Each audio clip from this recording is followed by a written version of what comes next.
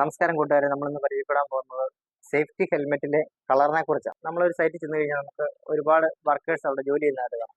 അപ്പോൾ അവർ വിവിധ തരത്തിലുള്ള ഹെൽമെറ്റുകൾ ധരിച്ചിരിക്കുന്നതാണ്. ഇത്തരത്തിലുള്ള ഹെൽമെറ്റ് മെയിനായിട്ട് ഉപയോഗിക്കുന്നത് അവരുടെ സേഫ്റ്റിക്ക് വേണ്ടിയാണ്. എന്തെങ്കിലും തലയിലോ ഒക്കെ വീണ് കഴിഞ്ഞാൽ അവർക്ക് ക്ഷതമേക്കാതെ ഒരു ഇഞ്ചറി ഉണ്ടായിരിക്കാനും ആണ് ഉപയോഗിക്കുന്നത്. പിന്നെ കുറച്ച് വിസിബിലിറ്റി ഉണ്ടാവും.